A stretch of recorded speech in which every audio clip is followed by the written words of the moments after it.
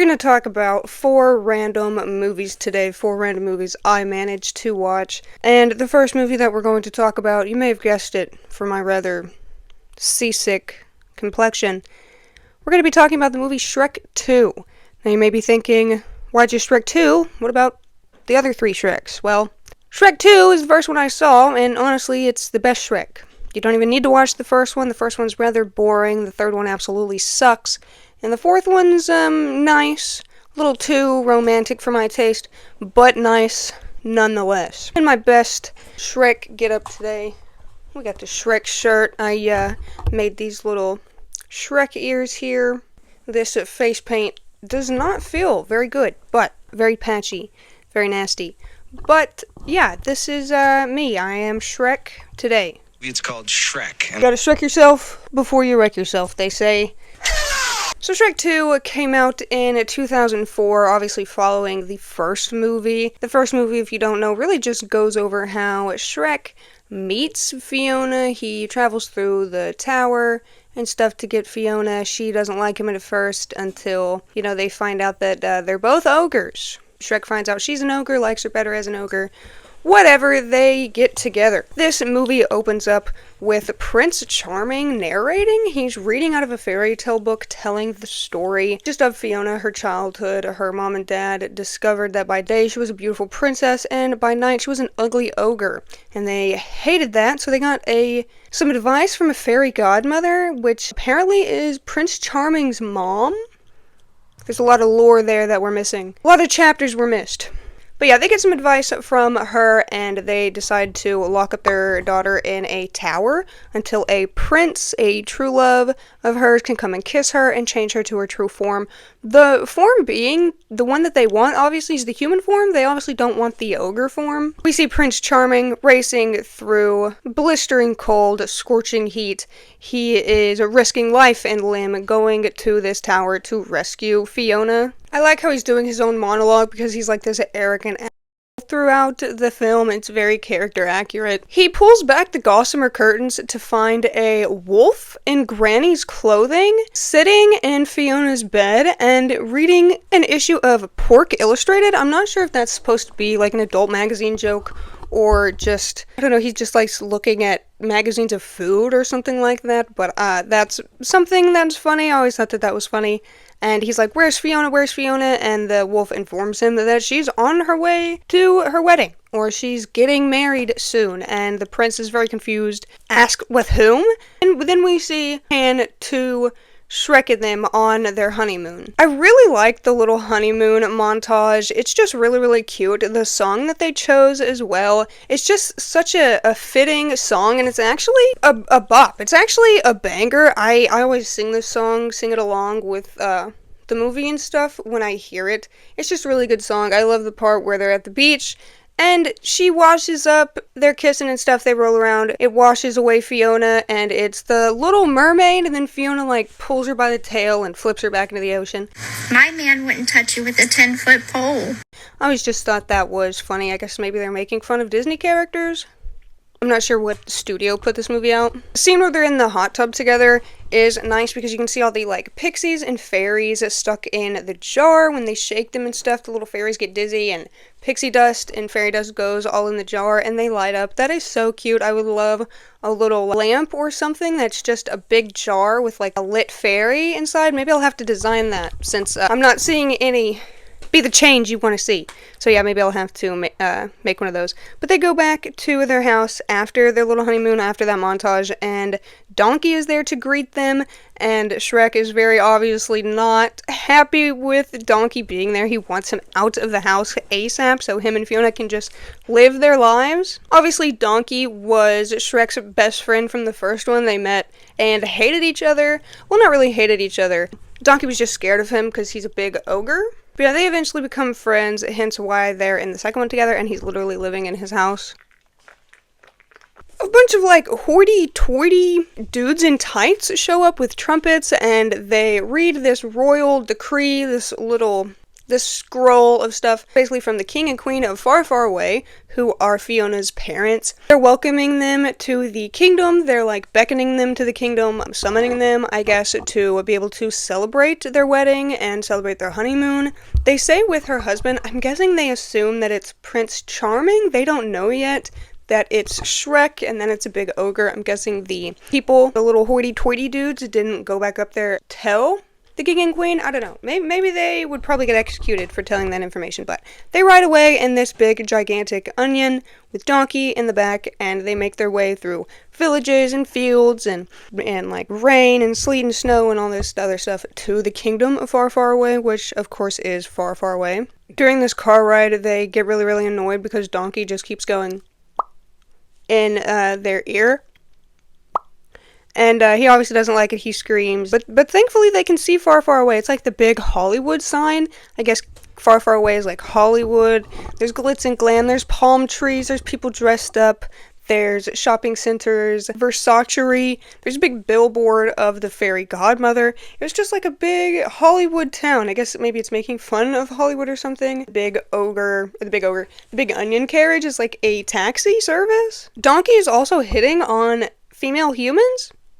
I think there's a theory, actually, that Donkey was like a human placed into a donkey's body. I don't know if the movies ever confirm that, but that would be like really interesting, and that would explain why he can talk and why everyone can understand him. The little hoity-toity guy with the trumpet announces Princess and Prince Fiona, I guess. Now they release some doves and stuff, and the doves just fly into buildings. Everybody stops clapping, and the king and queen are just gulping. Everybody's nervous because obviously they weren't expecting ogres, and in this time period in the films, everybody's still scared of ogres. All their chefs and stuff start bringing out this enormous feast. We got like lobster, some sort of roast beef in the mix there. Shrek and the king are just going at it, talking about kids and stuff.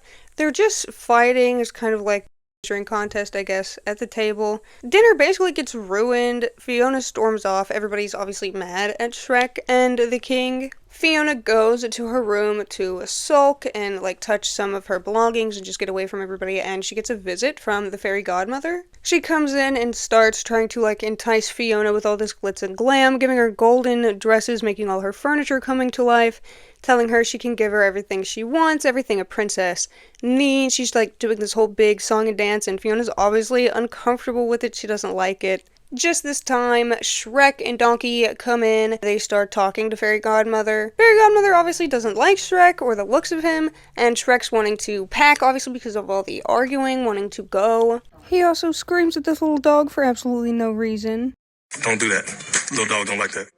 Shrek hears Fiona start to cry outside of the bedroom door, so he goes on the balcony, and we pan to the king and queen, who are also arguing about the night's events. We also see a lot of lily pad motifs, a lot of plants, a lot of frog motifs throughout the kingdom, and this is just something we should put a pin in. Just then, Fairy Godmother pulls up in like this floating ship and picks up the king. He makes some excuse with the queen about where he's going. We also see that Prince Charming is in the car with Fairy Godmother. They're trying to like talk about the deal and what happened and how everything went wrong, how they can fix Fiona ending up with Prince Charming instead of her staying with Shrek. They also stop by Friar's Fat Boy, which looks actually really good. It looks like a really tasty restaurant, maybe like a McDonald's knockoff or a Burger King knockoff. I don't know. I've never been to Burger King, so I honestly couldn't say. But it looks really nice. Prince Charming gets the medieval meal, and he gets this big battle axe for the toy. Fairy Godmother drops him off back at the house, basically like, try to get her to leave Shrek. We'll try on our end, you try on your end, basically. We see him go to the Poison Apple, which is like a bar for specifically villains. Captain Hook's playing the piano. We have a Cyclops. I think there's angry trees, and the ugly stepsister is the bartender. He's basically telling them that, where can I find somebody to off Shrek? The bartender, the ugly stepsister, tells him to go in the back, and we meet the Puss in Boots, the cat with the sword, the little Mexican cat. I'm not sure why specifically he's a Mexican cat, but he's got a very thick Spanish accent, a very cute orange cat with these big green eyes. I don't think we see him fully yet. He's kind of like cloaked in mystery. That night, also, Shrek wakes up and we get another banger song. He's just going through Fiona's stuff, not feeling good enough about himself, not feeling like he's enough for her. He goes into her, like, childhood diary and sees where she wrote Mrs. Fiona Charming everywhere, which obviously childhood wishes aren't really a reflection of, like, adult feelings. Just because you felt one way as a child doesn't mean you feel this way now. Fiona, what the is this in your bedroom? Excuse me, what the actual are you doing in my house? But, I mean, Shrek's a big green ogre, so of course he's gonna feel insecure when compared to the regular, conventionally handsome Prince Charming. At least they told her that she was going to a castle for a while, and, you know, until she gets rescued. I'm glad they didn't just put her in a tower without telling her anything, but still, that's pretty up to just put your kid in a tower just because you don't want her to be ugly. It wasn't that bad, she was only ugly at night. So it's not even that big of a deal. We see the king trying to play nice with Shrek, basically because they do have that plot to off him. Now they're walking through the woods. Shrek and Donkey obviously lost. The king invited them to hang out with him sometime the next morning, and now they're in the woods looking for it, but they can't find it. We then get Puss in Boots in all of his glory. The horse is here. He goes full orange cat mode and just attacks Shrek, clawing him, biting him, all that, just tearing him up everywhere. I like his little outfit, his little hats and his little boots, and he stands up straight instead of walking on all fours. He does throw up a hairball though mid-fight, so he does lose award points for that. Shrek also finds out that Fiona's dad, the king, is the one who paid the cat to off him. So now Shrek, his little ears are droopy and he's obviously upset. He pulls out of his pocket a card from the fairy godmother that says happiness is only a teardrop away, and he makes Donkey think of really, really sad things until he starts crying. Well, he tries to make Donkey think of something sad, but Puss in Boots ends up just stomping on his foot, getting him to start crying, and they put the teardrop on the card, and a little fairy godmother bubble pops up, basically taking a message. Also, Puss in Boots joins their group because Shrek spared him instead of, like, eating him, which which everybody thinks the ogre's gonna do. So instead of eating Puss in Boots joins the group. Princess Fiona wakes up and finds that Shrek is gone, and she also sees her open, like, childhood diary, putting two and two together, realizing that Shrek must have seen it and gotten insecure. Her dad is also avoiding her, like, out in the front of the palace while they're putting stuff up. She's trying to ask him questions and he's just running around ignoring her. Then they find the fairy godmother's lair, the fairy godmother's potion mixing lab, and we get, like, this really funny scene of the receptionist where Shrek and them tell the guy that they're from the Union and they just need to sneak in and check everything out and ask them if there's anything that he doesn't like or anything he needs to tell the office, and it totally works on the guy. He gets out of it, and obviously I didn't understand this as a kid. I didn't know who the Union was, but as an adult watching this, it's actually really, really funny. And we start the best scene of the movie. They go into this lab, this lair. There's a bunch of these little people around. I'm not sure what they are, just these little Goombas wearing white lab coats. They're putting things on conveyor belts. There's tigers, different animals, swans, kind of like chained up, caged up, and they're just all walking around doing weird stuff. There's a little, like, not a windmill, a little water mill. And he asks the fairy godmother basically, like, what can I do to, like, be better or something, like, make Fiona happy, and she's just telling him, like, there's nothing you can do, like, she needs to be with Prince Charming, basically. She basically just tells him, like, ogres aren't supposed to live happily ever afters. Shrek snatches one of their little outfits, and it really only fits on his head. His head looks like just a mask with little blue hands on it. But it fools everybody. He just gets through. He gets through the back doors, goes into a room with a bunch of just potions left unattended, and he starts looking around trying to find, I guess, something to make him better. Puss in Boots is climbing up the wall and he finds a potion in a bottle, a little glass vial labeled happily ever after, and he snags it. Donkey ends up catching it in his mouth, but a bunch of the other potions fall, so they have to make, like, a getaway. We get another banger track coming on, and they have to get by the receptionist guys with arrows and all the little tiny people running around. They spin on stuff. It's just a big, wacky, chaotic little montage, but it's really fun too. We see the swans turn into ballerina dancers. Some of the little worker people turn into clocks and things like that. I'm not sure if these are other references to fairy tales. And this is basically all a ploy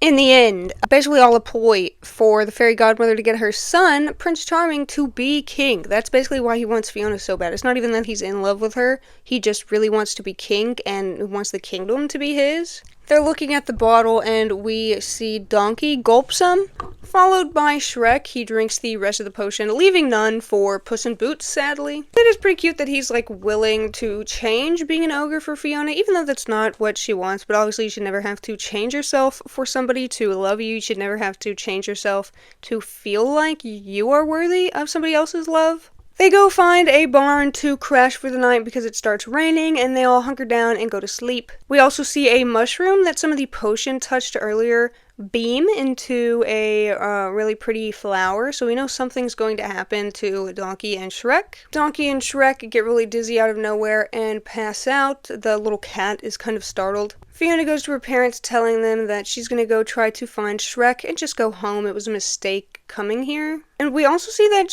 Fiona mysteriously passes out for no reason and falls asleep just like Shrek and Donkey. When Shrek wakes up, all of these little farm girls or servant girls are laying around him just staring at him while he's sleeping. And then we see handsome Shrek. This is the first time in the movies and the last time in the movies we see handsome Shrek, human Shrek. And he doesn't look that bad. He's got a taut round buttocks, he says. He's got some luscious brown locks for sure. He looks pretty much the same though, as he does like in ogre form and human form. It's very, very similar. Still has the really big jawline and stuff like that. And we also see that Donkey has turned into a huge white horse. He's like this white stallion, he says. Donkey makes a comment that they're gonna have to get him out of his clothes and find some new ones. And for a split second we see like all of the little farm girls just get really excited and smile. He basically jumps somebody in the woods, jump some guy with a white wig walking through the woods, and they steal all his clothes, and Shrek wears them. Well, I guess two guys' clothes. They technically steal two guys' clothes. He's riding through the town, and all the bitches looking at him, everybody's gawking. They want to see the new dude in town with a white stallion. He obviously races to the kingdom. And we also see Fiona for the first time since the first movie in her human form. She wakes up after passing out and she screams looking in the mirror to realize that she is back in her human form. At the same time, Fiona is running out.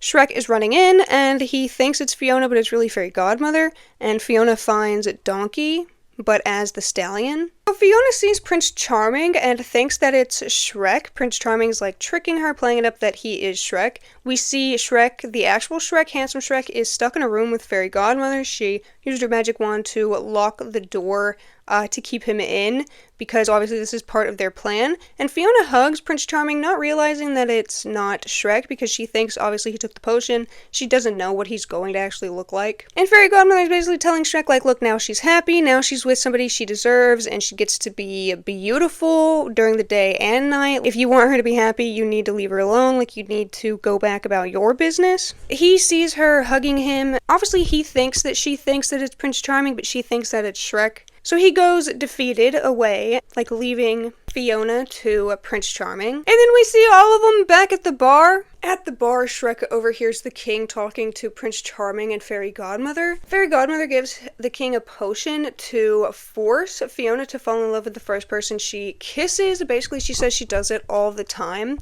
She tells him to put it in Fiona's drink, and obviously whoever she kisses first, she will fall in love with. We also get like a Joan Rivers kingdom cameo. She's like in royal garb and we get a red carpet kind of thing with celebrities. It's like princesses and stuff like that. Fairy Godmother are having like this really big royal blowout ball to celebrate the wedding of Fiona and Shrek, who is Prince Charming. And we do see the rest of the characters at the swamp watching it on TV. We also get a hilarious like cops scene, chase scene with Shrek riding Donkey throughout the town and them pepper spraying them, putting pepper flakes in their eyes. Donkey's shouting police brutality. This probably went over my head as a kid, but it's again so funny seeing it as an adult. There's also a really, really funny catnip joke with Puss in Boots. The king pours 2 glasses and puts the potion in one of the glasses and goes to like drink tea with Fiona. Fiona can tell that there's something wrong with Shrek, like she is okay with the looks, but she can tell the personality is completely off. Fiona reaches for the drink, and at the last minute, the dad, has a change of heart. He feels bad for his daughter, so he takes the one with the potion and gives her the one without the potion. We see everybody chained up in the dungeon, too. The little cat, poor guy, is hung up by his little paws. Donkey is hung upside down, which is crazy for a whole huge horse. I bet that would kill a horse instantly. We see everybody who was watching at the swamp come. Pinocchio, the cookie, the gingerbread dude. Also, what's with Pinocchio wearing a thong? I thought this was a kid's movie. The three blind mice, the gender-confused wolf, as the fairy godmother calls him. That joke went over my head as a kid, too. I didn't know she called him a gender-confused wolf. And what does that mean? He's grandma. He's just pretending to be grandma. He's got to eat Little Red Riding Hood later, We also have a cute little Frankenstein reference going to the Muffin Man's house. And we see that he creates this giant gingerbread cookie, who I bet is absolutely delicious. It's how they get over the moat and on their way to the castle. Fiona looks so pretty in her wedding outfit. Fiona has always reminded me of my mom, so I've always loved her character design. She has freckles just like I do, which I've always loved as well. Her red hair has always been really nice. Although I'm a brunette, I do have some red in my hair that you can see in the sun. She's just one of the most beautiful princesses we've ever gotten. Even though she's not like a Disney princess, she's still one of the most beautiful princesses ever. Fairy godmother is singing a tune, and her and Prince Charming are dancing. They start firing cannonballs at Big Gingy, and he's kind of mentally slow, so he doesn't understand that they're bad. He just smiles and thinks it's a pretty light, so he gets hit. And basically, he ends up falling in the river, and what happens to food and water just disintegrates. So he's most likely gone, Big Gingy. Rest in peace, Big Ginge. You weren't here for that long, but you helped out the nation. They did have to hit Gingy with a bit of goonery to get him to go down, though. It's so sad. Little Gingy tries to jump and save Big Gingy, because obviously that's his friend, that's his brother. Somebody swoops in to save Little Gingy, so Little Gingy doesn't get in the water. But it's so sad seeing Little Gingy cry and being upset about Big Gingy being in the water.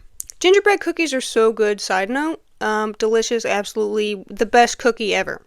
They're getting into the castle, they're fighting with all the knights, and Puss in Boots uses his cute little cat face to distract a whole group of knights before he opens a can of whoop on them, which would in fact, I would fall for it, yeah. If I was a burglar or something and somebody had a cute cat, I would totally start talking and making noise and petting the cat. So yeah, that would get me. Fairy godmother, she gets her wand stolen. It looks like they're winning, and she yells at Prince Charming, kiss her, she's taking the potion, kiss her.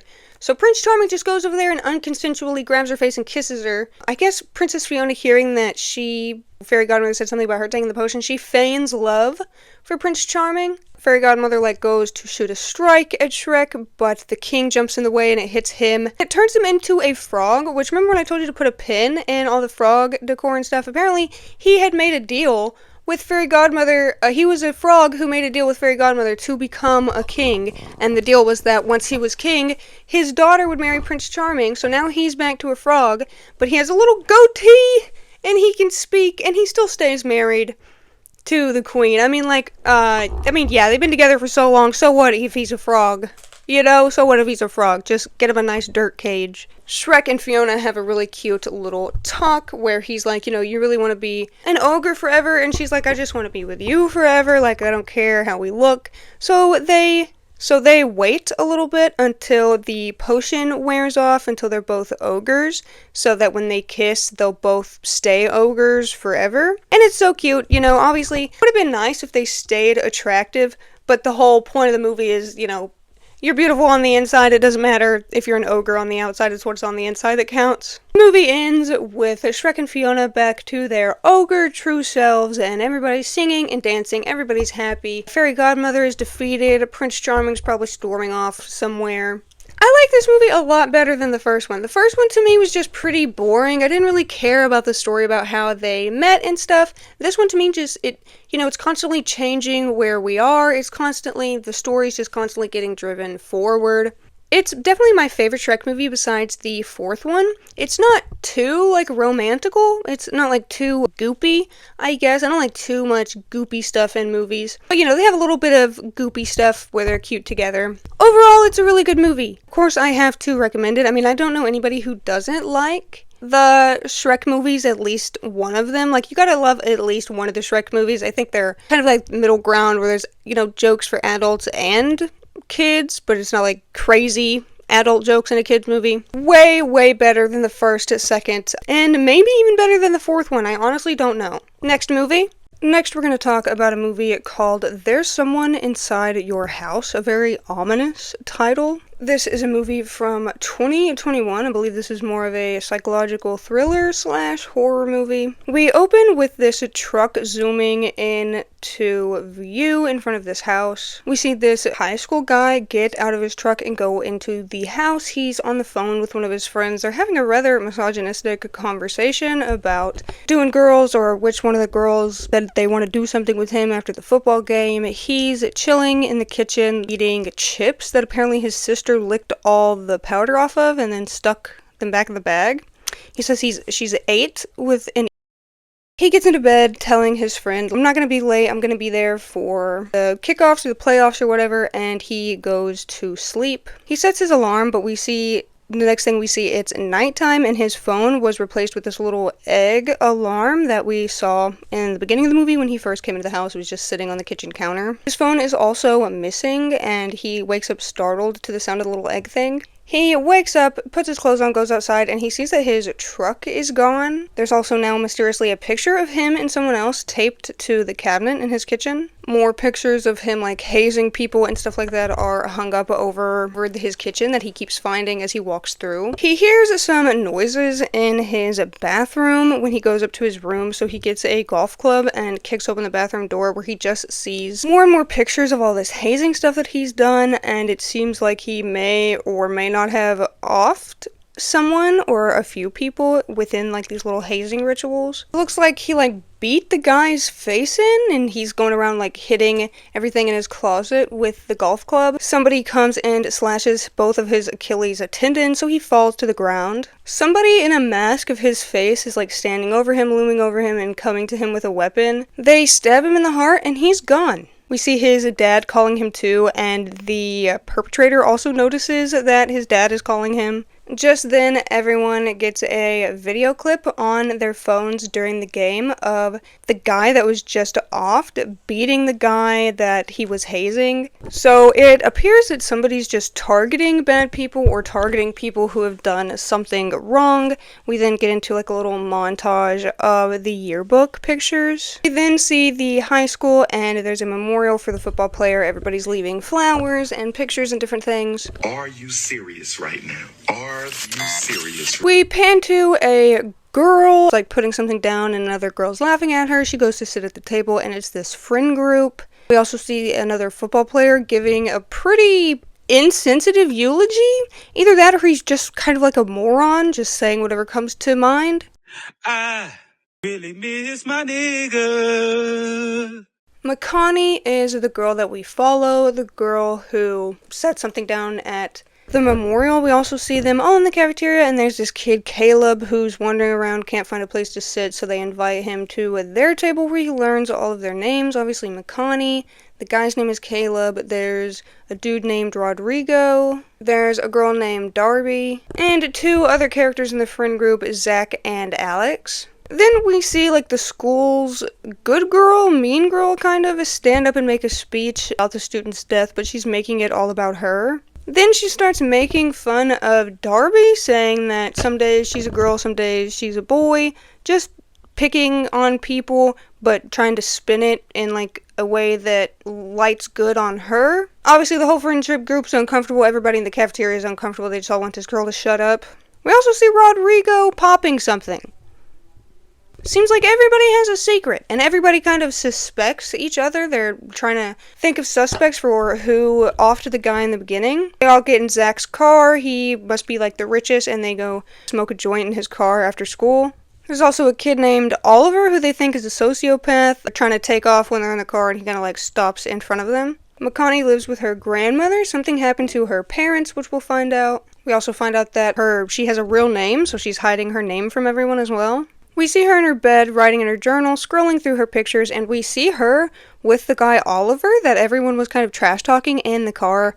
We see pictures of them together. Apparently they used to be in a relationship, or there's something with their relationship there. And as she's sleeping that night, we also see like flashes of her and a fire and a group of girls, which put a pin in that will be important for later. Her grandma also sleepwalks. We see her wake up in the middle of the night and there's, the kitchen's kind of a disarray. Everything's everywhere. The front door's open and her grandma's just kind of standing there blank-faced in the kitchen. Next, we see the girl who was in the cafeteria making the ignorant speech. We see her in a church kind of like setting up for the guy who was off to his funeral. She's talking to somebody who's like wearing a cape and stuff, like a religious dress. She thinks it's her friend who's supposed to be setting up with her, but she gets a text message from said friend saying, hey, I am not going to be able to make it. And she calls them being like, what do you mean? Like, you're right here. I just saw you. We see on the projector behind her, somebody is putting up an audio file. Apparently she is racist. She's saying that everybody should be the same and stuff. This audio file is being played and the person comes up to her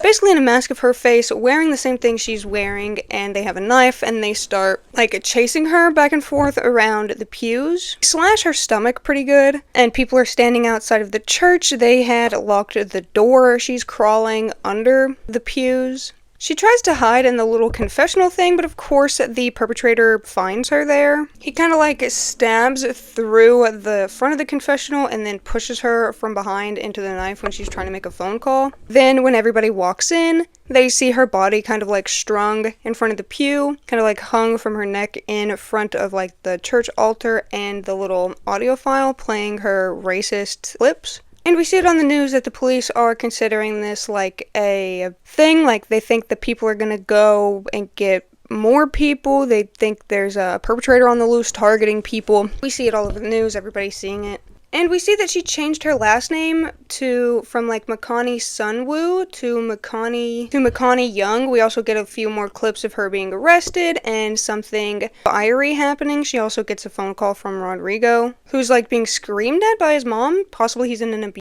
household. Also, we can see that Rodrigo has a crush on Alex and he wants to be calling her, but instead he keeps calling Makani. Next day, we see all the high school kids in the police station. I guess they're all being interrogated one by one since 2 high school kids were killed, like, within the same week. We can also see, like, through their interactions, Alex likes Rodrigo back, so I'm not sure why Rodrigo doesn't tell Alex how he feels, because it's pretty clear that they both like each other. We see Zach get picked up by his dad, and there's obviously a lot of tension. It's very awkward. His dad basically tells him, the people in high school aren't your friends. Go clean off the graffiti off your truck, shape up. And then Makani and Oliver are in the police station together alone, and they start talking. Oliver initiates the conversation. Oliver's kind of like this loner goth kid that nobody really likes. We also see that the police officer is Oliver's older brother because he comes out and asks him if anybody's taken his taser, or if he has. He's like, little brother, have you seen my taser? And then Makani gets brought into the station. Oliver and Makani leave together in the same car. Even though there's a curfew out, they decide to break it and just go driving around with each other.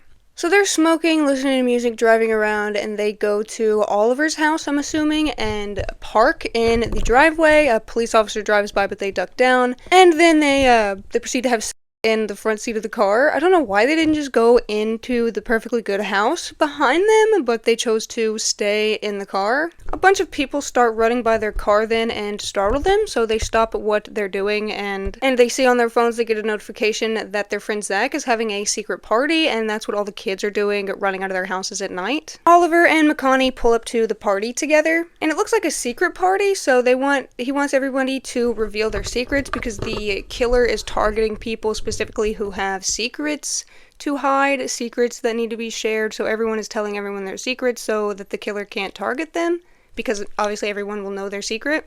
Makani goes to sit with her friend group, and they see Oliver kind of staring at them, so Alex is like, hey, creepy stalker dude, stop staring at us and stuff like that. Oliver's basically trying to beckon Makani to invite him over there or to come with him, but she just, stays seated, keeps pretending to be, pretending to be somebody she's not, so he just walks away. Alex's secret is that she has a secret crush on Rodrigo, and Rodrigo's secret is that he has a crush on Alex, so they get together. We also see Zach's secret is that he's not going to graduate. He has a GPA of 1 point failure, so he's not going to be able to graduate. He's a loser, I guess, but he's rich beyond belief, so it's probably not going to matter too much. His dad's some big corporate guy who like goes around buying up their land and turning it into like a corporate building or something, so nobody really likes Zach's dad. I guess that's why somebody earlier graffitied his truck. Turns out his dad has this like weapon collection, and Zach has used their money to turn every single one into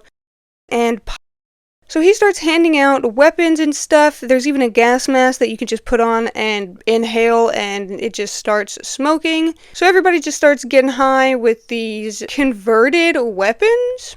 I mean, it kind of makes sense because he's rich. We also see Rodrigo taking some sort of pill again at the party, so he obviously has more secrets than he just has a crush on Alex. And we also see them in the kitchen together making out before a mysterious figure shows up at the outside of the door. After they get done, Alex goes back to the party, but Rodrigo sees one of his pills on the ground. Actually, he sees like a whole trail of pills on the ground, so he follows them to a pill bottle with his name on it. And then everybody gets a text on their phone that he's addicted to fentanyl, painkillers.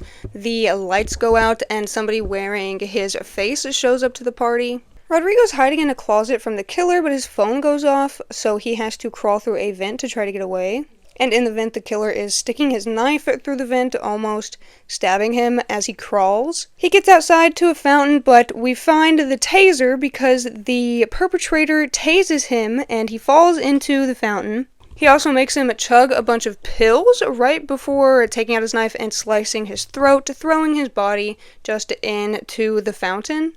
Which, thinking about it, is a pretty bad waste of pills. I mean, he could have kept those and sold them. He could have kept those and used them recreationally. What is the perpetrator doing wasting stuff like that? We see that the school is getting closed through October. All the kids are sitting together mourning Rodrigo's death. We see Alex in particular crying. Oliver's texting McConaughey that he's there if she needs him. It's seeming like Alex at least suspects Oliver had something to do with said murder.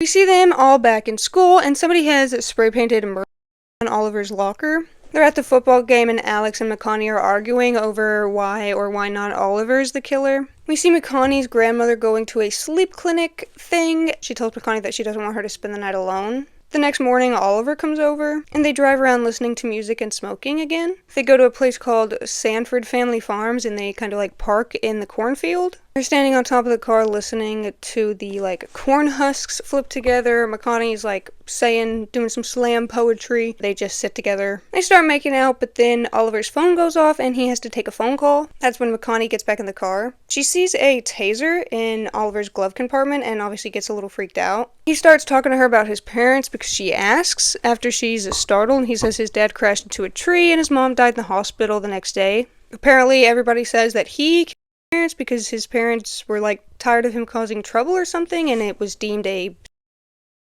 And he also did a background check on McConaughey, we figure out. And then he calls her out by her real last name, so obviously he knows her secret, but hasn't told her. She gets a ride from the same taxi dude who's been offering rides to people throughout the whole movie. She gets home alone, locks all the doors, and gets a knife. She just goes into her room and looks at the door, which she propped a chair up in front of. Next thing she knows, the chair's gone in front of the door and the door's cracked open. She goes into the kitchen, all the knives are gone. She goes into her living room, here's the fireplace on, and there's all these pictures of this burnt girl everywhere. This girl in a hospital bed with burns on her face. And we also see a newspaper stating like what had happened to this girl that was burned. And then the perpetrator comes and tases her through her window, breaking glass everywhere. He douses her with lighter fluid or a form of gas.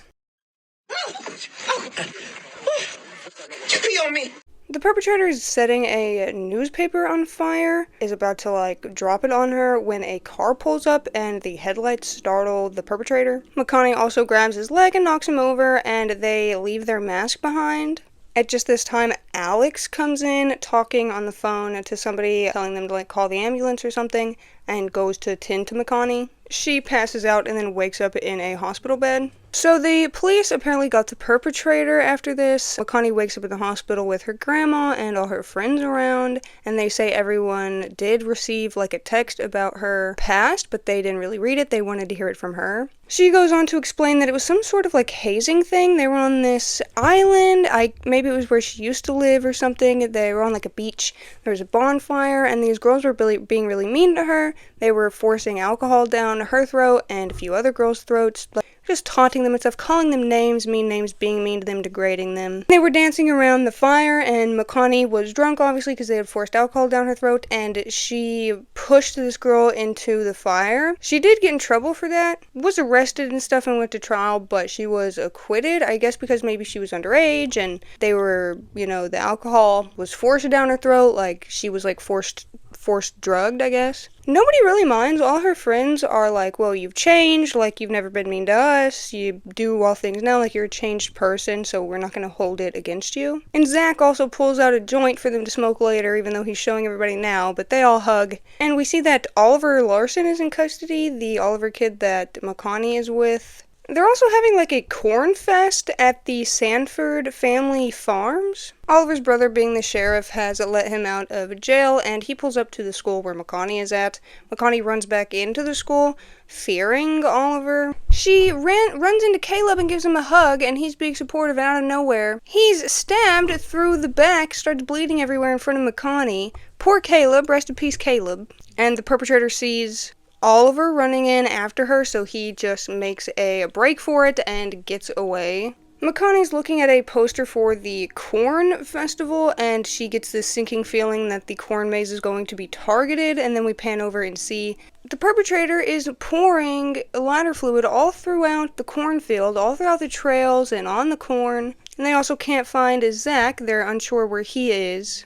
And some of it is lit on fire. He does succeed in lighting some of the corn maze on fire. Zach calls the friend group, telling them, hey, my dad is inside the fire, I have to go in and find my dad. So they rush over quicker than they already were. They can see the blazes from where they are. They decided to speed the car through the flaming corn maze, and luckily for them, it does work. They do find a little trail where they're able to get out. The car does light on fire, but they're all able to get out of the car. Oliver didn't really care for his car anyways. Apparently it's a piece of shit, say. We see the perpetrator has Zach's dad cornered and proceeds to stab him, like, through the chin, out the top of his head. He takes off his mask, saying, do you know how many times I've dreamt of that moment? And it's revealed that Zach is the perpetrator who just killed his own dad. Oliver pulls out the taser, but it jams, so he gets stabbed right by Zach, who's saying that he's not a sociopath. Apparently he's killing everybody because he's showing them who they are. They're all hypocrites like his dad. Oliver manages to find the strength to shoot the taser again. This time it doesn't jam and it still doesn't hit Zach, but he gets distracted long enough for Makani to take the knife that she was holding and jam it into Zach's abdomen. He falls down to the ground. She has some choice words and then stabs him again, killing him. She gets up and immediately runs over to Oliver to try to tend to him. We get some more of Makani's poetry, and we see her and Oliver, fresh-faced, looking good, hanging out together, and we see the rest of the friends besides Rodrigo and Zach are all okay. Makani graduates and has a nice speech, and we see all her friends, like, clapping in the audience.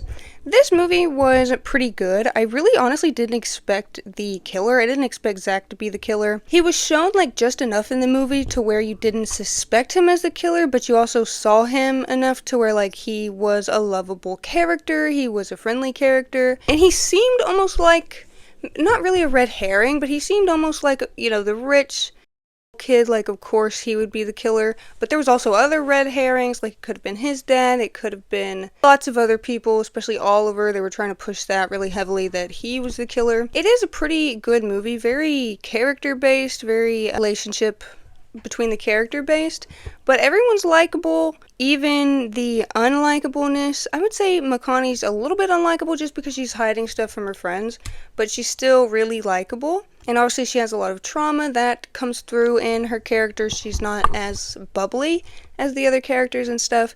This is a pretty good movie. I wasn't expecting it to be as good as it was. I was kind of expecting it, I don't know what I was expecting. I think I just watched it and was surprised. Maybe it's just a tad bit slow. The kill scenes are nice. They're not too gory. It gets into the killing and the murder pretty fast, and the story is pretty quickly paced also. It doesn't, like, lollygag too much on random plot beats or anything like that. So I do recommend it. It's a chiller horror movie. If somebody doesn't like gore a lot and they want more of a character-based romantic plot, this one's definitely for you. You don't really see any guts or anything. Really, the only thing you see is people getting stabbed and blood. You don't really see guts or dismemberment or anything like that, so I'd say this is a pretty calm more thriller movie, I would say. Next movie. Next movie is Death Becomes Her. This is a movie from 1992. We open on Broadway night, 1978. 1978, we see Madeline Ashton performing. She's acted by Meryl Streep. This movie also stars Bruce Willis and Goldie Hawn, some of the notable cast members. She's doing this rather vain, sort of one-woman show, just talking about how beautiful she is. Before this, we saw people outside of the theater talking about how bad the performance was, and we see that the, theater is pretty sparse, and people are walking out, too. Then we see Bruce Willis and Goldie Hawn in the auditorium, in the audience. He gives a standing ovation to the performance, and afterward we see Madeline in her dressing room, and we can hear Goldie Hawn knocking on the door right after they were talking about her, talking about if she was fat. You can tell that they kind of hate each other. They're pretty much frenemies. They don't like each other, but they are in competition, so they stay close to each other. Goldie Hawn always has her husbands meet Madeline Ashton to see if they could pass the test. We can tell pretty quickly that Ernest, Bruce Willis's character, is pretty smitten with her, and she's obviously flirting with him right in front of Goldie Hawn's character. We see that Ernest is a surgeon. We see him performing surgeries when Madeline Ashton comes up to the door, basically just saying hi to him. This is where Goldie Hawn's character explains to him that all men have always went to Madeline Ashton instead of her. He assures her that he has no interest at all in Madeline Ashton, and then we hard cut to him running out of the church room with Madeline Ashton, both dressed up in wedding attire, kissing. They have just gotten married, and we see Goldie Hawn's character holding a handkerchief so hard she's cutting into her hand and she's bleeding. I remember thinking, I'm about to beat this bitch up. Cut to 7 years later. She's really fat. We cut to her butt, and she's just really, really fat. She has a bunch of cats. She's let herself go. She's obviously not doing well after being left for Madeline again. She's also watching a movie where Madeline Ashton is dying. Some people come in to take her away, and she keeps rewinding the TV. Even as she's being dragged out of the house, she keeps rewinding it to the part of Madeline screaming and being choked to death. Helen is then in a mental institution. We see her in some sort of group therapy session. The therapist asks her if she'd like to talk about anything. She starts to say Madeline Ashton, and all the other patients freak out and start screaming, obviously having heard this too much. So the group psychologist pulls her into the back room and starts scolding her, you need to get over this. When are you going to get over this? You need to eliminate Madeline Ashton from your mind. At this, Helen just says, you're right. She gets this big idea to hurt Madeline Ashton from what the doctor said, and we cut to another 7 years later. We see Madeline is in bed living with Ernest, Dr. Ernest, and she's being brought breakfast in bed. She has all this beauty stuff around her, and she also requires her housekeeper who brings her breakfast to tell her, you look younger than yesterday, every single morning. Obviously very insecure, very consumed by the way she looks, which she is an actress even in this film, so I guess that kind of makes sense. She gets sent an invitation to Helen Sharp's book release. We see Ernest is asleep on the floor, and the maid brings him an alcoholic beverage to start his day, first thing in the morning for breakfast. He takes a sip, but gives it back to her and tells her more vodka. Obviously, he's a big drunk now. He asked, is it up yet, referring to Madeline, and the maid says it's in the bath. They have a short talk, just saying he's going to work, where Madeline calls him a ghoul, and he proceeds to go to the morgue, where he now works on dead bodies instead of living ones. His first client is a pretty weird one. He just has a very peculiar look on his face. And we see Madeline goes to a beauty salon, sort of like a beauty treatment center. She meets this worker with a really heavy accent, and she's trying to tell her you have to wait 6 months before getting this procedure again, and Madeline's upset. She's I need something now. Do you see these wrinkles? I look terrible. Out of nowhere, this guy pops up on the back seat, apparently the owner of the beauty spa, and the worker drops her accent real quick, apologizing to the man. He tells her to get out, and he gives a business card to Madeline, gives her some advice, and we also see him fixing his eye weirdly. He also turns off the camera when he does this. He asks her if she's ever heard of a person called Liesel Van Rumen, which she says no, and he says, well, yeah, probably not. It's only a select group of people that have. He gives her the business card and she looks at it, rips it up, and puts it in her purse, not acknowledging it really, not thinking it through. On the way home, things are very tense in the limousine between her and her husband. She was probably, I'm sorry, can you stop breathing so loud, honey? He's like, She's getting upset just at the way he's breathing. They go to Helen's book party. Ernest is drinking and somebody there is like, wow, you know, you made my dead relative look really good. What's your secret? And he says spray paint, to which the woman gets really offended. I'm not sure why she gets offended. She says the guy looks great. I guess I don't know why it matters how he got the end product. I don't know. The woman gets pretty upset about that for some reason and storms off. They see this kind of heavy lady with red hair with people all around her and they think that is her. Madeline starts getting cocky, but then the lady moves out of the way and they see this skinny Helen Sharp in this red dress and Madeline gets very insecure very fast. She goes up to her and right before she notices her, she turns away, but it was too late. Hellison notices her, so she quickly pretends to be really happy to see her, gives her a hug and says it's been so long, I missed you, yada yada. Madeline fakely apologizes for stealing Ernest, where Helen tells her, you know, Ernest went to you, it's not your fault, he's just a man, he couldn't help himself. And she gives Madeline a big kiss on the cheek, where Madeline then goes and sees people reading Helen's book. Also, Helen steals Ernest away, and we see Madeline peeking behind a very sparse bush. Helen can see that he's unhappy, and they basically talk about how they miss each other, how Madeline took advantage of him, basically, but even though she didn't. And she tells him the same thing that she told Madeline, that she doesn't blame him for what happened. She blames Madeline for ripping him away from her, stealing him. Ernest goes home that night and kind of reminisces on pictures of him and Helen together. And we see Madeline is rushing out in a cute outfit. She goes to meet this hot buff dude and she starts making out with him before she realizes that he has a young hot girl, because obviously why would he want an old woman when he's a young hot dude? He obviously wants a young hot girl.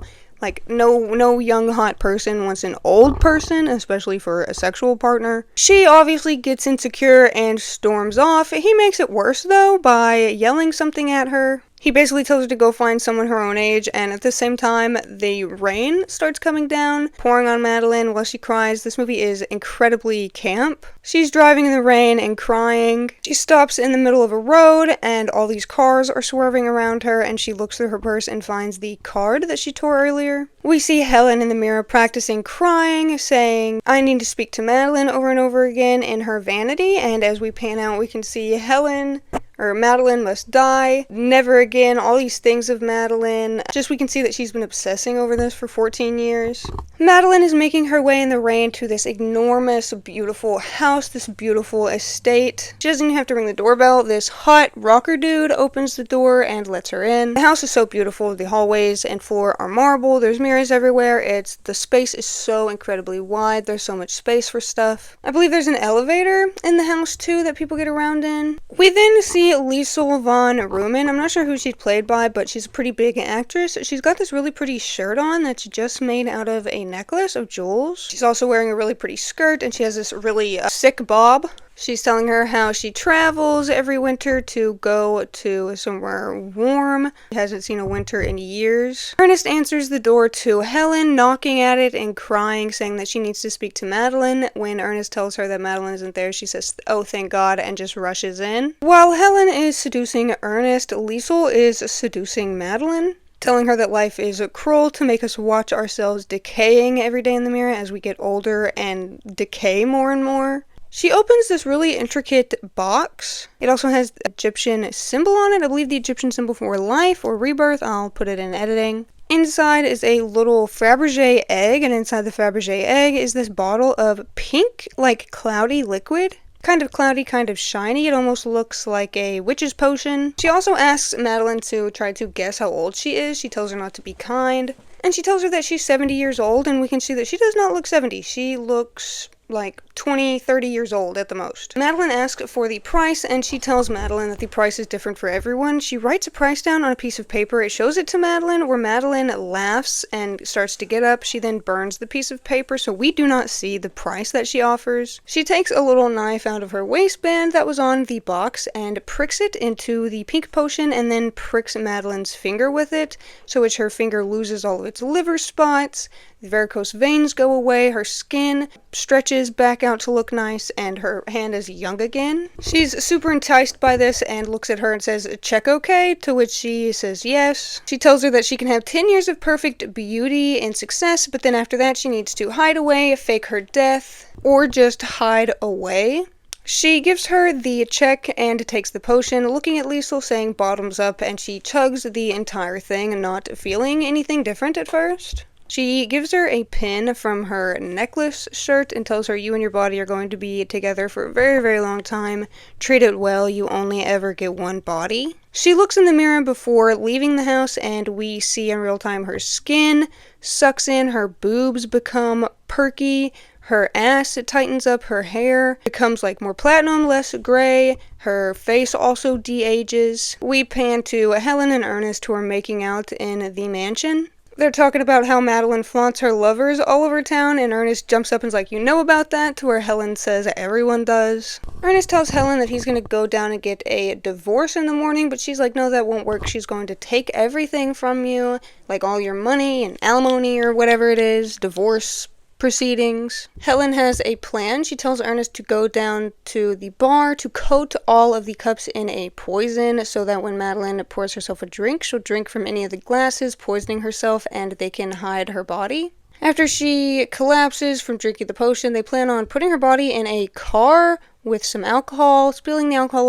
all over her, making it look like she was drunk driving and drove off of a cliff. Ernest starts to protest about killing Madeline, but Helen's like, "Well, she's doing all this bad stuff to you," and Ernest convinces himself somehow, saying, "Oh, it's basically self-defense, like she's basically trying to kill me, so I'm defending myself by killing her."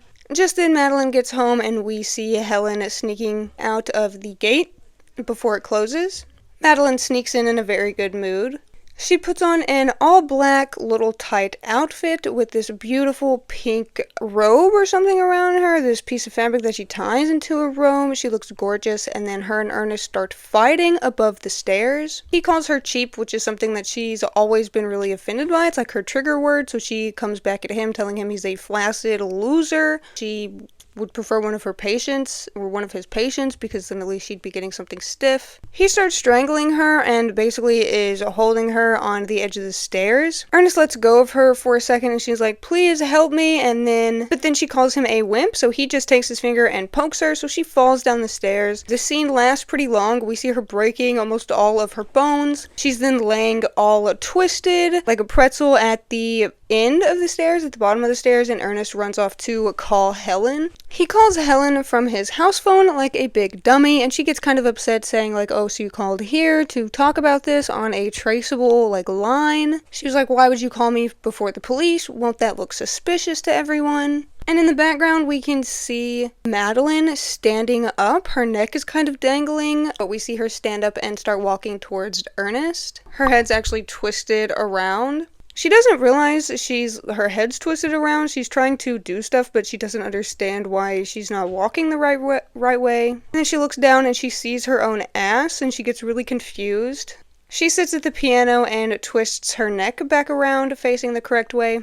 She asked Ernest to do it, but he's too much of a wimp to help her. She's got this big, broken bone and stuff that you can see now. He rushes her to the hospital, telling the doctor she's at death's door. He's pulling her wrist all the way back, all the way down, asking her if it hurts, and she just keeps saying no, it feels fine. He looks at her neck, seeing that it's broken, and basically jumps back, pointing at her like, "Oh my god, how did this happen?" He checks her heartbeat with a stethoscope, hears nothing, so he throws that one away, gets another one, checks her heartbeat again, and still hears nothing, so he asks Ernest to borrow his flask and just starts drinking out of it. He says that her wrist is fractured in 3 places, her body temperature is below 80, and the bone protrusion in her neck's obviously not good. He goes out to basically say he's gonna get a second opinion because he thinks she's dead.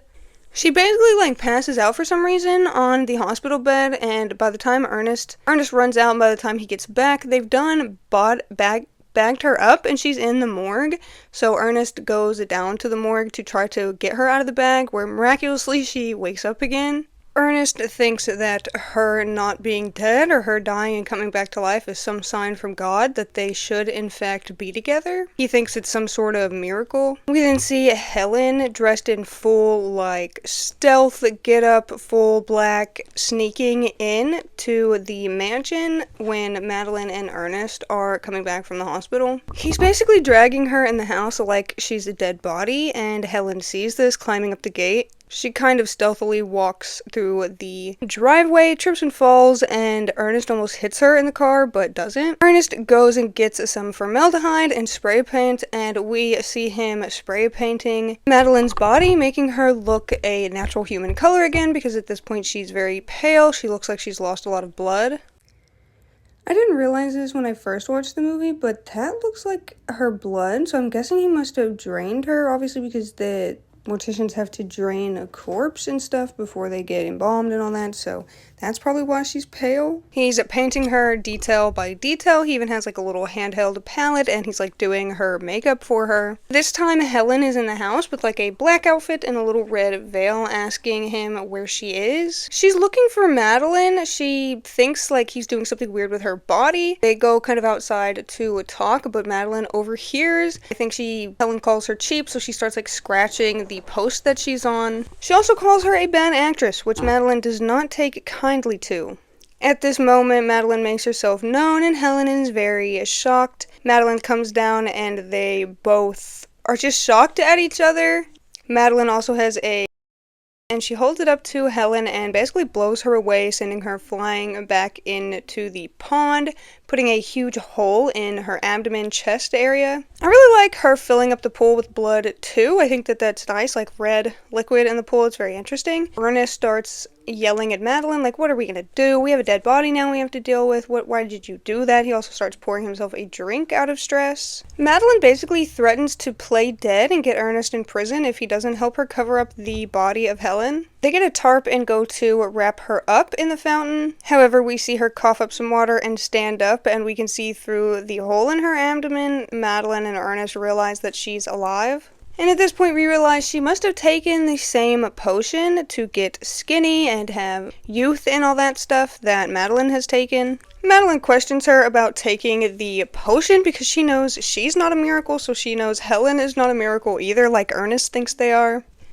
Apparently, Helen gave everything she had, everything she owned, in order to pay for the potion, so the price really does vary on the person. Helen hits her on the head with a shovel and knocks her head back off, so now her head is dangling on her back. She also has a hole in her stomach, so they're both fighting with shovels. She tries to keep her head balanced back up. Ernest just goes upstairs to drink while the two girls fight in the living room. They're basically arguing about how Helen is mad that Madeline stole all her men, and Madeline is mad at Helen for always talking bad behind her back. Helen sits down and admits that she did indeed think Madeline was cheap. Madeline also admits to stealing Helen's men on purpose, and they agree to make up with each other. They're friends again, and they go see Ernest upstairs, asking him to help put them back together.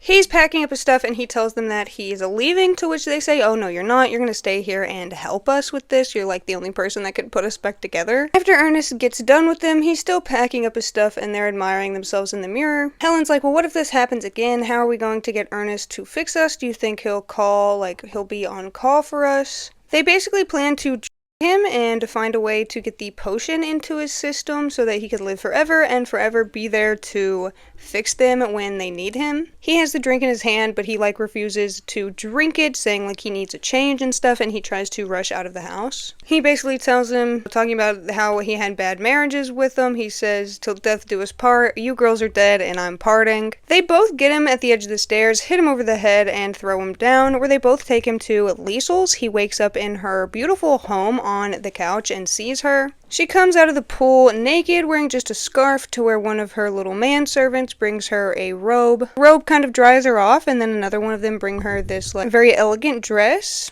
She pulls out the same box, the same knife, and offers him, like, you can have this potion, your hands will work again, you can be a surgeon again, instead of only having to work on dead bodies. So she pokes the potion and pokes his hand, and his hand goes still. Obviously, the liver spots go away, the skin tightens up, it's not wrinkly and gross anymore, it's just a regular hand. He watches the little cut on his finger heal, and his hand go to a much younger hand. She's basically telling him, you need to drink this.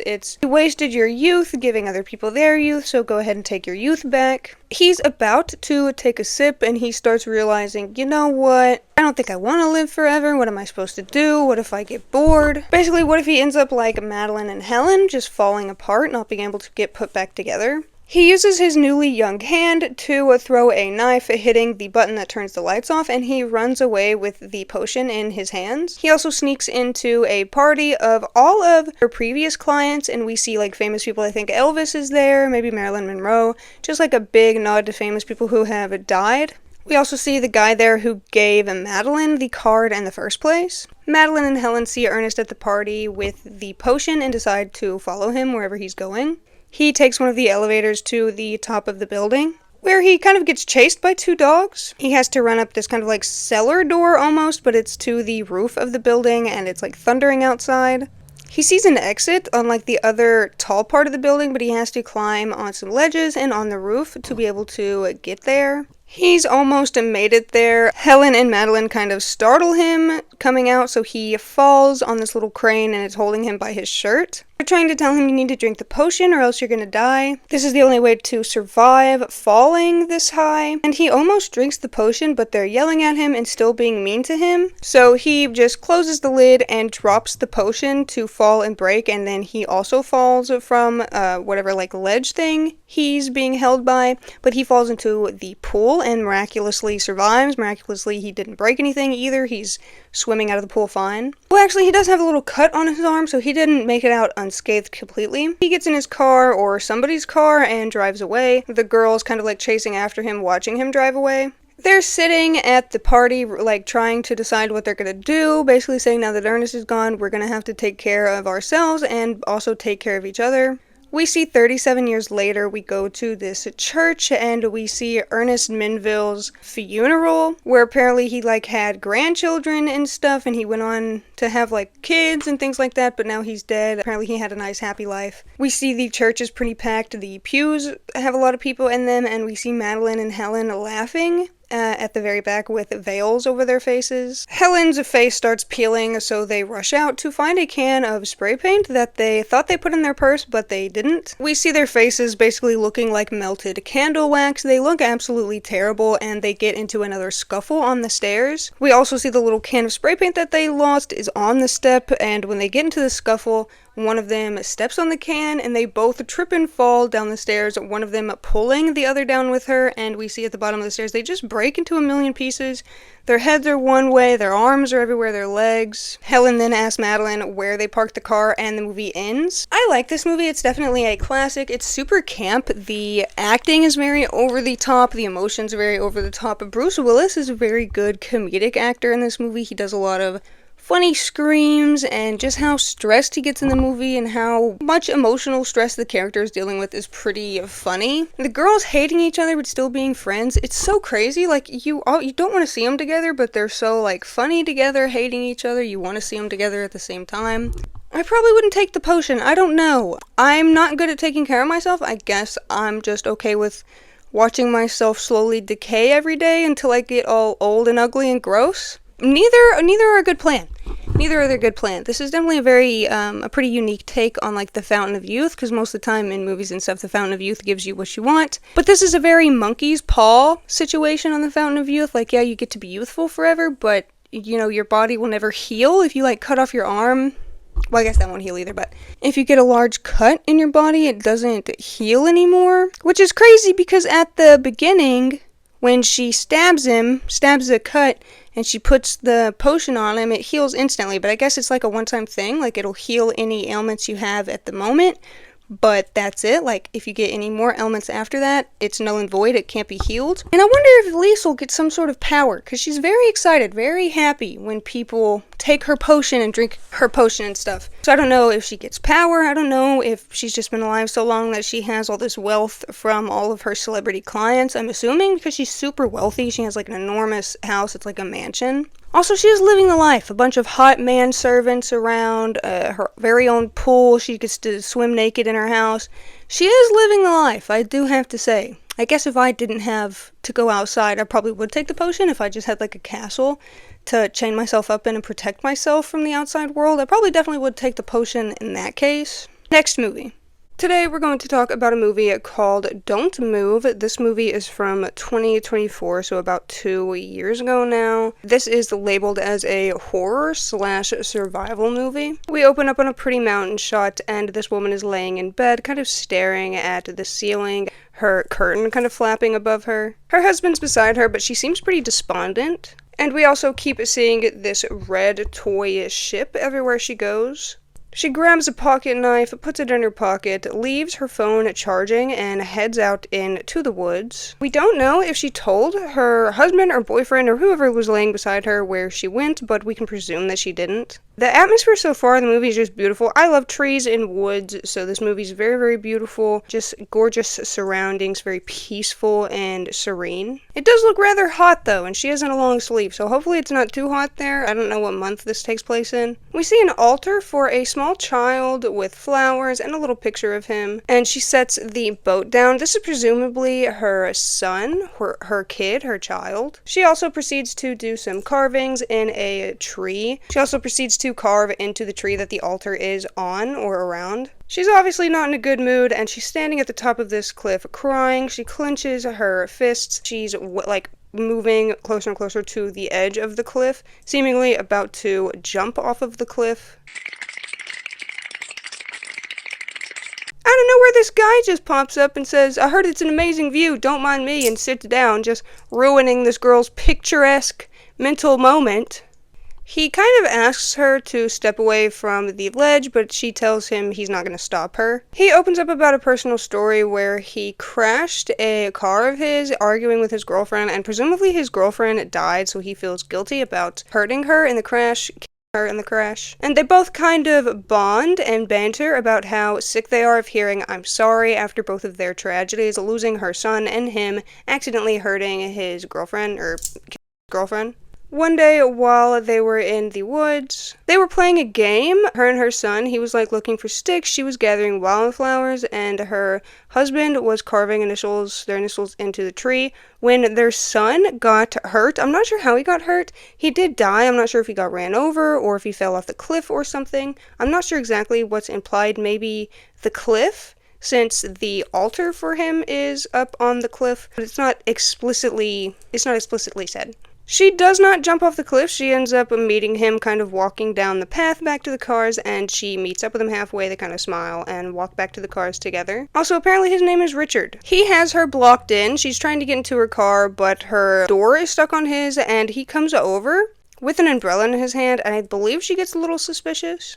Turns out the umbrella is a taser, and he just tases her out of nowhere, and then we get the title sequence. I don't know if he made this himself, or it's some sort of trick umbrella, or just a weird contraption. I'm not exactly sure where the umbrella taser comes from. He lays her on the ground. She's kind of passed out or maybe in shock, and ties her hands and ankles, puts her in his vehicle, and he drives off with her. Just kidnapped her, and we have no idea why so far, but this movie has definitely escalated very, very quickly, definitely right into the action. He sees her trying to type on her little Apple Watch, and he says, go ahead, go through the process everyone does. There's no red dot on your phone or on your watch, which means there's no cellular. There's no Wi-Fi connections or anything like that, so good luck. She pulls out her pocket knife. Luckily, when she opens it, it doesn't alert him, and she starts to cut her ties. She asks him what he's going to do to her when they get to his little place in the woods that he mentions he has, and he says, "I want to braid your hair." At that point, she has undone her arm ties, and she tries to stab him, slit his throat, but he thwarts her attempts, and they crash into a tree. They have a really huge struggle in the car, but they both manage to get out on opposite sides of the car. This is where she's attempting to undo her leg ties, which she does get done, thankfully. This is when he pulls out a needle with a cap on it that has like been completely plunged, and he tells her that her body is going to shut down soon. Telling her body's going to shut down, she's going to lose her fine motor skills, not be able to do anything. He's going to like catch up with her if she tries to run. She tries to run away and unfortunately drops her pocket knife, which is a pretty common mistake in these horror movies, and he yells out to her that running is apparently only going to make the poison act faster. We can see her feeling the medication, like losing her bodily functions, slowly stumbling through the woods, and we can see him just whistling, walking through a few feet behind her. She finds a little hiding place because he's getting really close, but ants are crawling all over her face, and they're probably biting her, and she has to like hold it in while he's looking almost directly at her.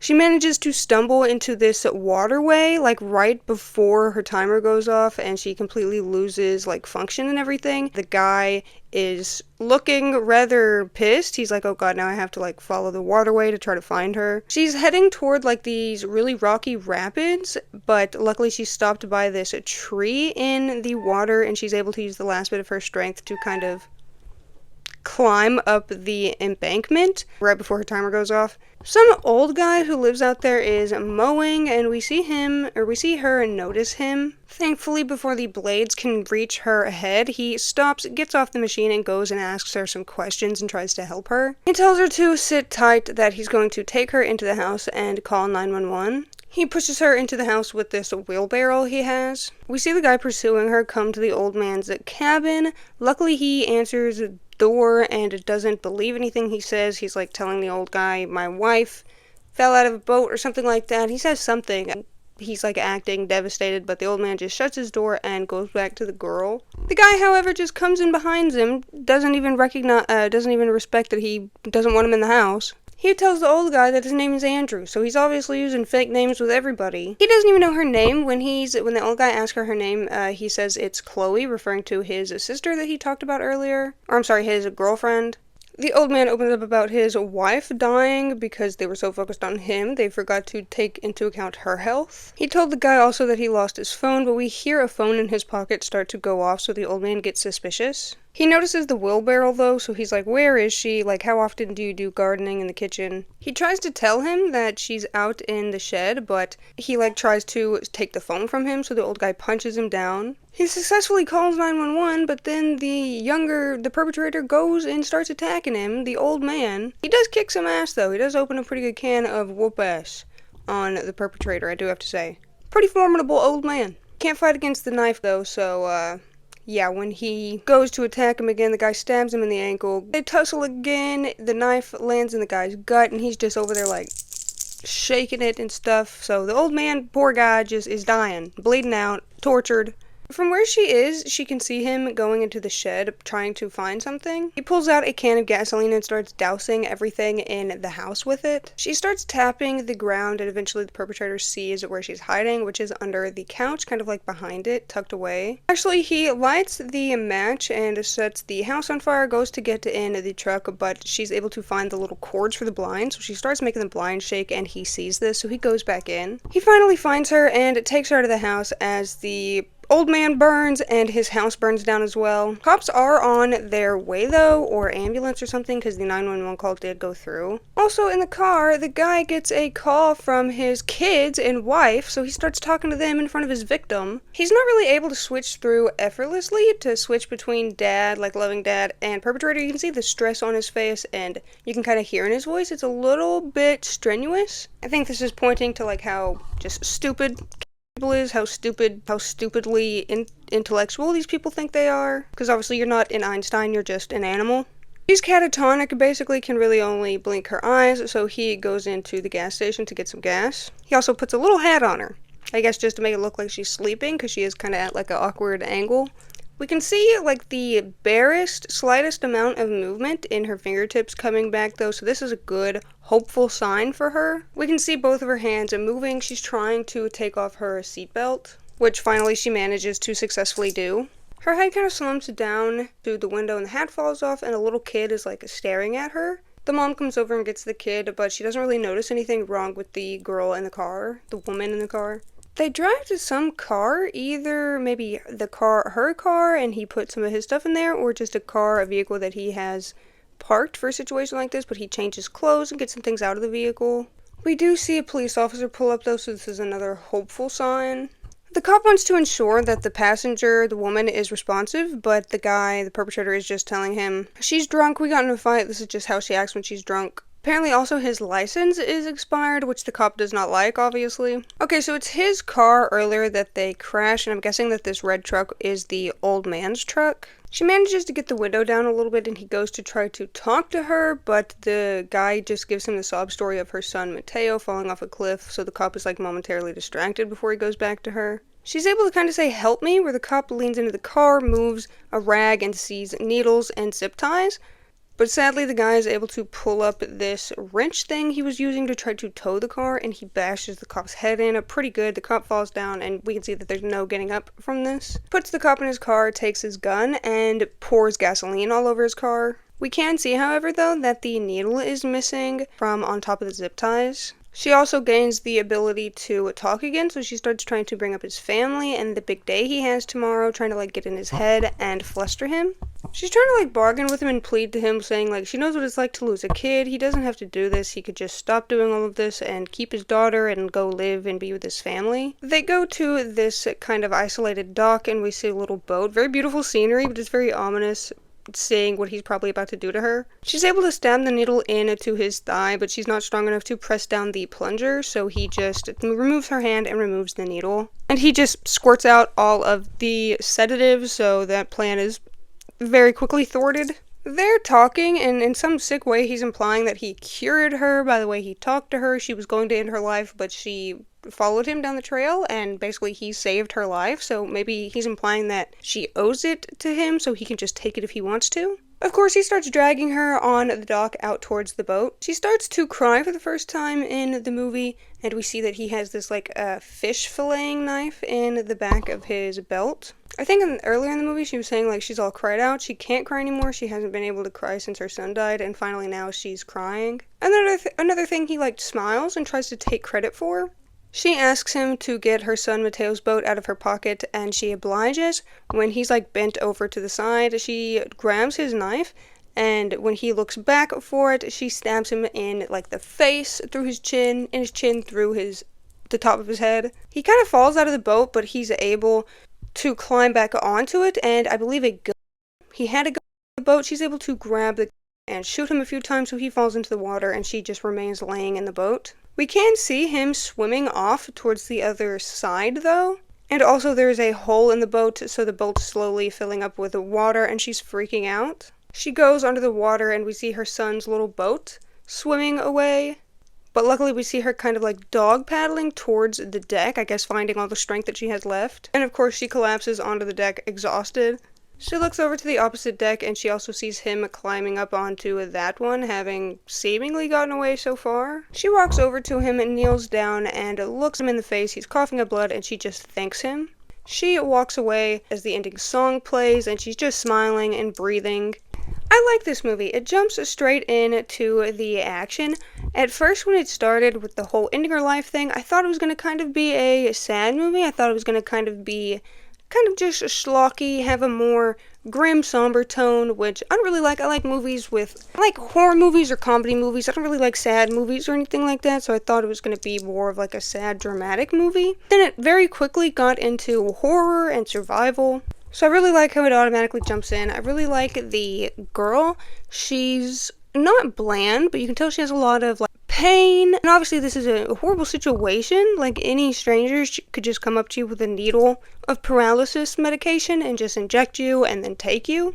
Honestly, I don't know if I probably would have had it in me to fight that much. My body's very weak, so she must be very strong. Maybe it's from running up all the mountains and stuff. She does have on kind of athletic attire throughout the whole movie, so I'm guessing that's something they do regularly. And of course her son falling off the cliff, I guess they must have to go there regularly for that to have been able to happen.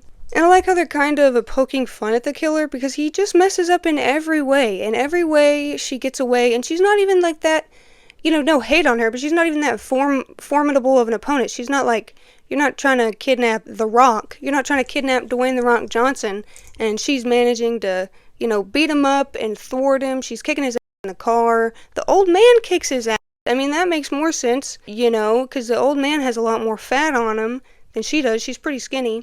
But the perpetrator isn't very big himself. He's not very big or burly. He's barely bigger or taller than the main girl. I don't know if we learn her name throughout this movie. I can't remember. I'll try to put it in editing if we learn her name, but it's like, I don't know, I guess it's not important. I really feel bad for the old man and her, because the old man was just being so nice. He tried to bring her in, tried to help her, and obviously she didn't know that this was going to put him in danger. It's not her fault that he put himself in the line of danger. I'm glad she didn't burn to death, though. That would have sucked if the guy wouldn't have seen her in the house. She definitely would have burned to death, not even been able to move an inch just with the paralysis medication in her, so I'm glad she didn't die like that. That would have been a horrible freaking death. I wonder what he was going to do to her. I don't know. Maybe he just killed people? I don't know.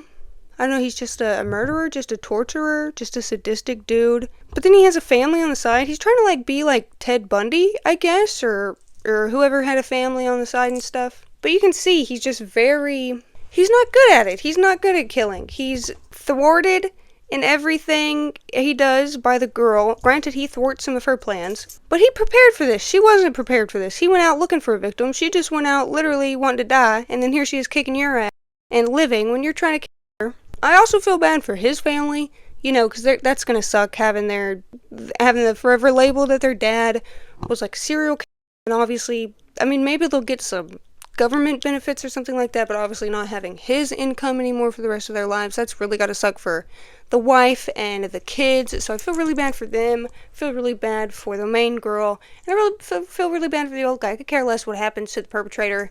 Getting stabbed in the face is good. It doesn't seem like he's dead, though, so hopefully he'll go to jail. I feel like jail is worse than death, because then you're suffering every day. I feel like death is like the ultimate out, like ease. So yeah, I would much prefer him to go to jail or something. Not that I'm pro jail or prison. I think we need like a huge reform to prisons and jails, and I don't think criminals should be treated like animals. I think criminals should be treated like mental health patients with a big focus on rehabilitation, actual beds and actual pillows and actual food instead of slop, actual clothing instead of uniform jumpsuits, actual guards that watch them instead of letting the men each other. I'm glad that he's going to prison, but that just opens a whole other can of worms. He probably should have died. Probably would have just been easier on him to just go ahead and die. It's left open-ended. Obviously, he's stabbed through the face, but it didn't look like he was bleeding that bad. And he was shot too, but I don't know if he's gonna die or if he's gonna live. We don't know. Ambulance are in the area, because earlier, they were coming to the guy's house. When they were at the gas station, you could see all the smoke billowing from the old man's house. And I wonder how he got that rich, that he was just able to live in the woods. Granted, he didn't have a big fancy house, but he lived in the middle of nowhere, and didn't have to have neighbors, so he must have been making some sort of money. Overall, I recommend this movie. I think it's just really fun. I think it's fun to see their back and forth. Obviously, the old man's death is really sad. The child's death is really sad too, but they don't overplay it. They don't, linger on the child too much. They don't use it for a sympathy effect. They use it enough to, show her backstory. I feel like they show a picture of the kid once, they mention his name, twice, and they make a reference to him twice, except for seeing his little boat as just a reminder of her connection to him. So they don't milk the child's death, which I like. It's a tasteful child death. Not that it has to be, but I do like that. Most of the focus is on the main character and her just succeeding and fighting off this guy. And the guy's played by a super hot dude too. Especially when you first see him, your alarms are kind of down. Except for why would no stranger would come up to another stranger and just start talking? That's a huge psychopath behavior. If somebody just comes up to me that I don't know and starts talking to me, I'm gonna be wary of you. I'm not gonna turn my back around you. You're weirding me out. Why are you so confident talking to a stranger? What do you have in mind? I can't remember what I gave this on Letterboxd, but yeah, I do recommend it. Definitely would watch it if I were you. I think it's on Netflix. I could be wrong, but I think it's on Netflix. It just came out in 2024, so it's probably pretty popular. I've seen a few people talk about it, but not too many, so I'm not sure if it's really popular. I'm not sure if too many people know about it, but it is pretty good. It is worth your time, definitely. I think the heroine is really nice. What? She's a good heroine, good character. The other guy's a good character too. You can tell he's just this dumb dude who is like arrogant enough to think that he can just go for fun. I mean, obviously he's gotten away with it before, but he must not be that good at it, you know? Since we're at the end of this video, I did do this eyeshadow look based off of a fish. I'll put the fish up here. I'll try to find the fish's name. Let me see if you can see. This is the eyeshadow look, very fish-based, very fish-based. I got my hair crimped, and it's getting stuck in my glasses. I tried to go for like a Sindel thing with the hair. My brother told me it was giving 80s. Is it giving Sindel or is it giving like crack addict? This is thrifted. These are from Walmart. They just match the shell. Yeah, I hope you guys enjoyed this video. Let me know what you thought of these movies. I'm a big horror fan. Also, be on the lookout for these videos in like their own separate sequences. I'm going to try to make separate sequence videos of the other movie reviews I've done in the past. I think that'll help anybody who just wants to watch like a certain movie review and not necessarily a certain number of reviews all at once to get to one. So yeah, leave a like and a comment on this video. Please subscribe to the channel. I'm trying to get to 500 subscribers so I can open channel memberships. Huge thank you to those of you who stayed until the end of this video, and another huge thank you to my Patreon members. You will see your names on the end cards of every single video. Please check out my Patreon in the description box for all of my content, and also probably exclusive content here soon, maybe exclusive movie reactions. I want to start doing vlogs on there, but I'm not sure. We'll see how that works. Check out all my other links in my description box, all my other social medias, and my Mercari, of course, to buy things from me, and also other ways you can support me. And yeah, I will see you guys in the next video. Thank you guys so much for watching. Bye-bye.